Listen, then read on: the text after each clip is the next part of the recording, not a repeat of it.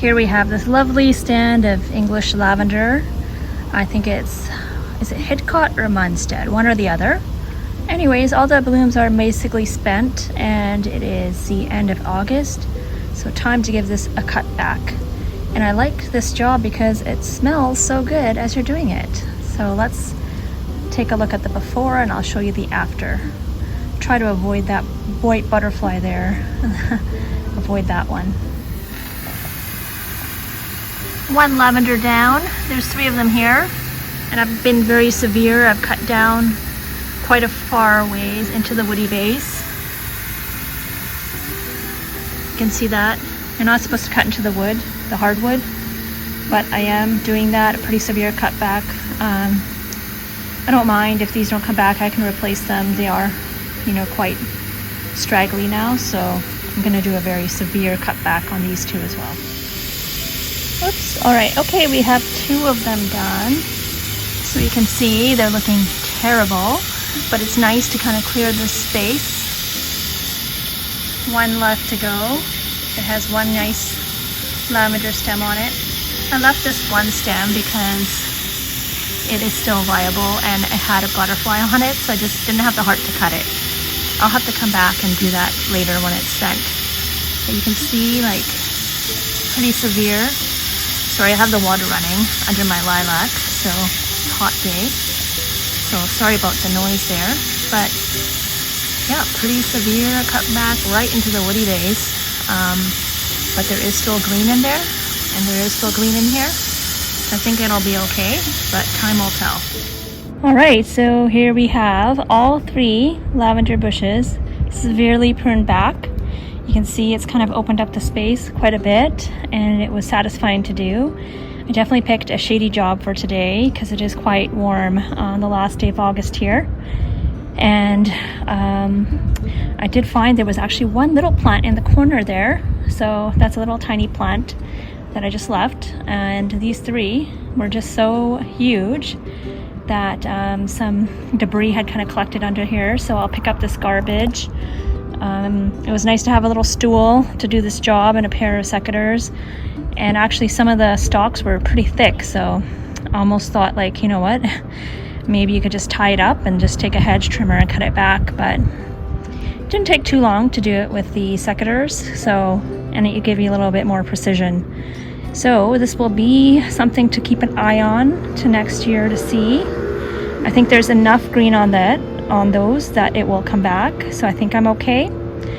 But if not, that's okay too. Now what I'm going to do is take out the garbage, just take a shrub rake and just clean up the area a little bit. I do have a peony here that I do need to move. It doesn't get enough sun in that location. So now I have access to it with opening up the space. So once I have a spot to put that, I'm going to relocate that.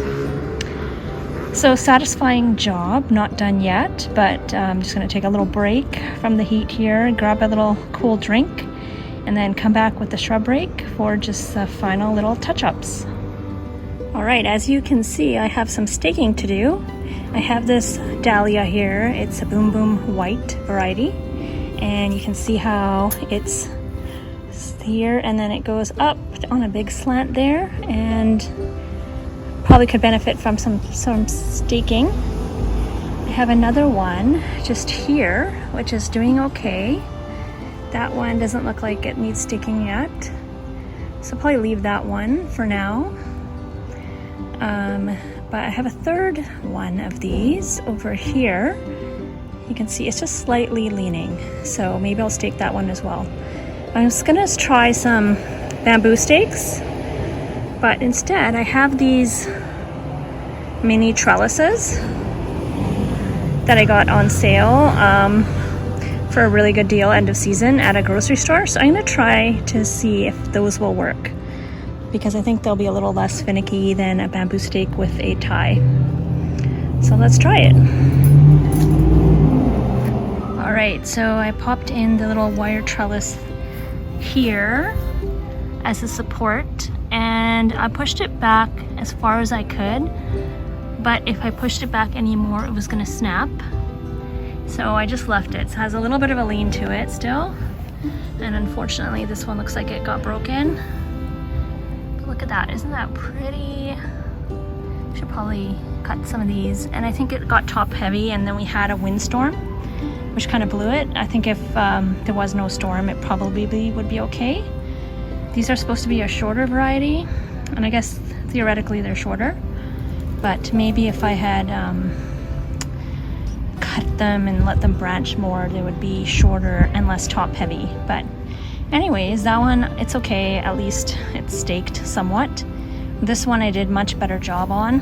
It's not as tall as the other one, and it wasn't sliding over as much, so the stake worked a lot better on this one. And it didn't look like it was at risk of snapping. How beautiful.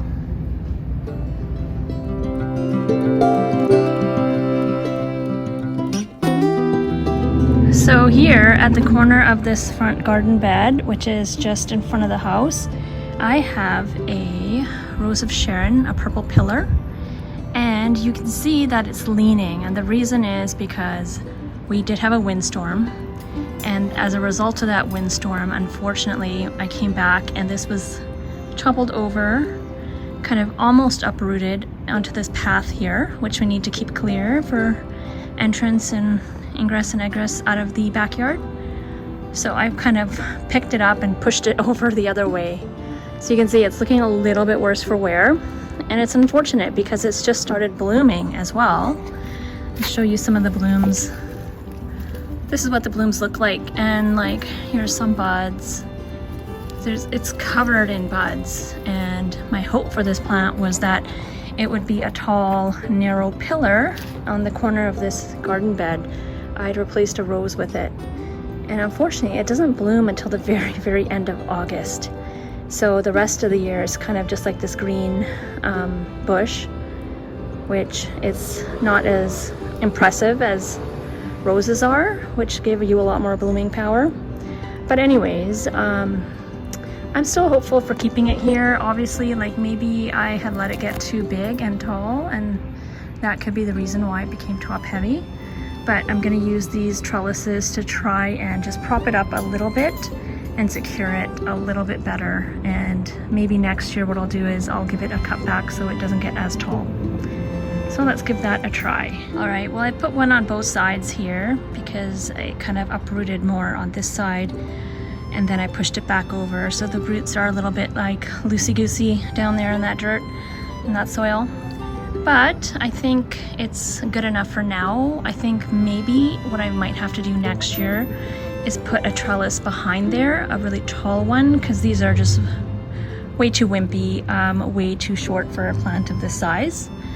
So yeah, that's something to think about and remember for next year, to put maybe a trellis behind there and kind of have it lashed onto it so it doesn't rock kind of left or right. That might be an idea if I do want to keep this. All right, so here we are after. So I've got my shrub rake here. This is a really great tool to have because it lets you get into those little spots like behind the shrub, underneath the shrub, which are normally really tough to get to. So I took the shrub rake and I raked out all the old leaves, and those leaves, you know, they didn't break down. Fall is coming, it's gonna be covered in leaves soon enough anyways. There's kind of like a wind tunnel effect where everything blows into this bed. So I'm not worried about taking out all those dead leaves. I think, you know, I left them over winter and let the insects kind of use them for their homes. So I'm okay with taking out all that debris now, especially since I have this rose here. This is the Crown Princess Margarita climbing rose, and you don't want to leave any debris under there because you don't want any disease to spread. So kind of cleaned up this whole area. And I also cut back my Alba bleeding heart, which is back in that corner that had died back, but the stalks were still there, so I cut that back. And now I have free access to access this peony to move into a sunnier location. This reblooming bloomerang lilac has kind of grown a lot bigger than I thought in a fast period of time, so it's kind of taken over and it's blocked any kind of sun to this peony. So yeah, so I'll take out this peony. The Alba bleeding heart in the corner will stay. I have this honeysuckle in the corner, and I forgot this honeysuckle has like a lot of fibrous roots, like small fibrous roots. So there's not even though I'm tempted to plant in this, because when I see all this empty space, I'm like, oh wow, I can plant. I know, and realistically that, you know, next summer these lavender will probably bush out like they did this year and spill onto the path again and kind of take up the space. The alba in the corner will take up space. I also have like alliums and tulip bulbs throughout here. Some of them did come up when I was digging, but I think there's enough going on in this bed that I don't need to add anything else. So what I could do is just top dress this with compost to prepare it for fall and leave it at that. So it's nice to see it looking so clean, so nice. Doesn't usually look like this. So I think that's what I'll do, is I'll just give it a top dressing of compost and leave it at that. And we are completed. We did the composting as mulch on top of this bed just to provide it with more nutrients. Basically, this is a bed in our driveway that's kind of like a giant container, because it's got this cement wall that kind of surrounds it on two sides, and then the driveway kind of encompasses it on the one side. So because of that, it is, yeah, it's kind of like a really big container in a sense. So I had to add some good nutrients to this bed. And we've got our lavender all trimmed back and fed with the compost. Gonna leave that peony for now until I find a place to relocate it to, but now I have access to it, so that's great. Cut back the white alba, which will reappear in spring. I do have this honeysuckle up here, which I let it go to berries for the birds, and then I usually do give it a good cut back because the leaves start to get yucky, so yeah, I do give that a cut back. And we have our reblooming lilac here, the bloomerang, which has gotten really nice size. I did cut back the blooms, so I'm hoping for the rebloom, the reflush, which I believe happens around October. It's nothing to write home about, but you know, it'd be nice if that happened. I did notice these leaves are a little bit stressed. See that? So I'm glad I got to compost. I think that will add a lot of nutrients to this bed, and it needs that, I think. And I'll give it a nice watering in for all these plants because it is a very warm, hot day. And also did add some compost beneath my Crown Princess Margarita rose here. So that'll feed the rose, and it will also feed the clematis that's in there, the Jackmanii clematis. And it was tough to get under here because of all the thorns with the rose, so I just did the best I could. But this rose still has, look at that, it has this gorgeous color to it, kind of this antique-y color. And there's also like a number of buds here, so, man, my hands are filthy, but yeah, lots of buds. So the flush of roses is not completed yet. We have white cosmos here. And I kind of stopped at the rose and didn't finish the other half of this bed just because my sister's car is parked here in the way. She's gone away, so I can't ask her to move the car. And I'm kind of done for the day. It's kind of exhausting work doing this sometimes, but I'm happy with how it looks. Sometimes it's easier just to take little small chunks at a time and feel like, oh wow, like I've accomplished something. So it's nice. So happy with that. I'm gonna give this a water and call it for today.